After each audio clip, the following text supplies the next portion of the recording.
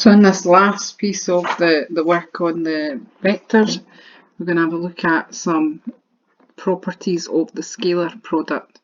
So this bit in your notes, page 148, is saying to you the order that you do the dot product in or the scalar product in doesn't matter. So doing A, whether you do A dot B or B dot A, you will get exactly the same answer. The next property that you've got here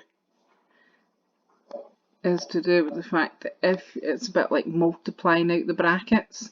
So if you've got A dot and then in brackets B plus C, that is the same thing as doing A dot B plus A dot C. So just think about it as multiplying out the brackets. If you do the dot product of a vector with itself, then it is simply equal to the magnitude of A squared. Why that is, if you think about it, by definition, when you do the dot product, you take the magnitude of each vector, so in this case magnitude A, times by the cos of the angle between.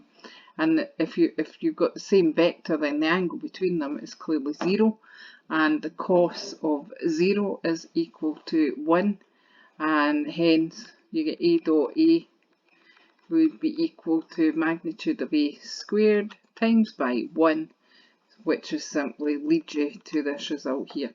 A dot A is magnitude of A squared, and that is just a standard result that you should memorise and learn and remember, but you can show it if you think about it in this way. So these results are not given in the exam, you're just expected to remember them and interpret them. So if you got this question here, calculate P dot Q plus R. Clearly in this diagram here, you've been given certain pieces of information. You're given the magnitude for the three vectors, and you also have some angles between them. So to start with, writing down that we're doing P dot Q plus R.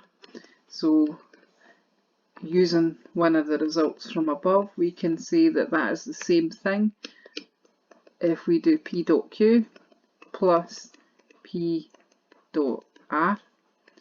And a reason for doing that is we can now use standard result that would say that's going to be the magnitude of P, magnitude of Q, times by the cos of the angle between P and Q. And if we're looking at this diagram, the angle between P and Q would be 45 plus 15, so that would be 60. And you've also got the magnitude of P times the magnitude of R, and cos the angle between your P and R, which of course is 45 degrees. So filling all that in, we've also got the numbers that we can fill in. So we've got 3 times 2 times by the cos of 60, which is a half. And you've also got P and R, so you've got 3 times 4 times by the cos of 45, one of your exact values, and that will get you 1 over root 2. So you end up here with 3 times 2 is 6 times a half, will give us 3. And we've got 3 times 4 would be 12 over root 2. Now we could leave it at that form, however, a lot of the time you will find answers are usually written where the fractions are rationalised, the denominator's been rationalised, and to do that you would be multiplying that fraction by root 2 over root 2, and that would give you 3 plus, you would have 12 root 2 over root 2 times 2 would be 2, and that would of course cancel and with the 12, and you'd get final answer would be 3 plus 6 times root 2.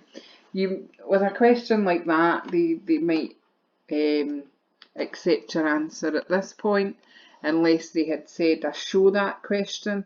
So sometimes if you've got down to an answer like this line here, with the 3 plus 12 over root 2, and it doesn't quite match what they show that is, it might be because they've done this rationalising the denominator process. So that is one example of multiplying out brackets using angles from the diagram to help you do that.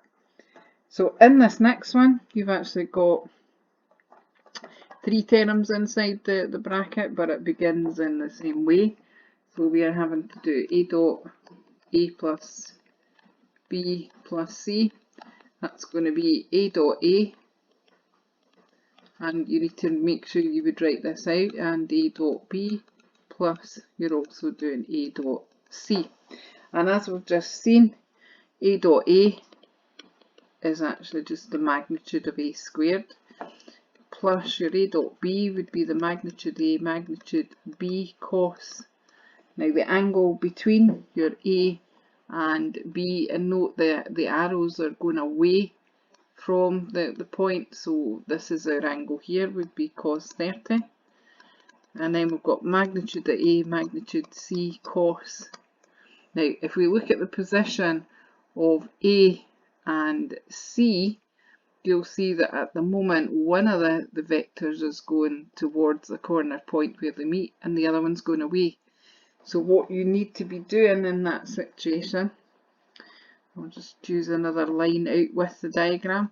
So you've got your line coming up here, you've got your A, you've got your C, and what we need to be seeing continuing from there, so we need to have, I'll just put the lines onto it, so we've got vector A, we've got vector C, and this angle in between them at the moment would, in your triangle, you've got 30 plus 30, 60, take it away from 180, so we know that this angle in here is 120, but that's not the angle we would be using. We need to imagine sliding the vector of A into this position here, so that what you've then got is the two vectors going away from the point, and therefore the angle between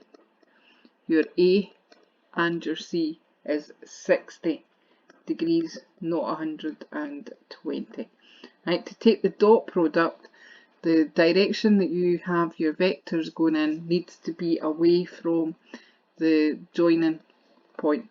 So filling in everything that we know, so our magnitude of A is 2, so you're doing 2 squared or 2 times 2, and you've also got the magnitude of A again, 2 times by magnitude of B was 2 root 3, and that is multiplied by the cos of 30, and of course your 60, 30 triangle, but the cos of 30 is root 3 over 2, plus magnitude of A and C, they must be equal to each other, as we've already been told in the question, and that's therefore 2, and the cos of 60 would be a half. So we would end up with 4 plus this here, you would cancel between one of the pairs of 2's, and you get root 3 times root 3, which is 3 times the 2, would give us 6, plus at the end there, clearly we can cancel between one of the pairs of 2's, so we just end up with 2, and we total that up, we get the value of 12. So the tricky bit on this, yes, the first bit is using the rule that says this is like multiplying out the brackets, so actually what you've got there is 3 dot products, and you work out each bit individually. You need to be careful with the angle that you take, but by definition the angle needs to be going away from the point where the two lines meet, and that's why we use the angle of 60 and not the 120 going on in here. So complete your notes using this, and then it will be your turn to practice or working on this in exercise 13U in the book, and that is our topic of vectors finished. And there's two other exercises that are worth your while practicing, 13S and 13V.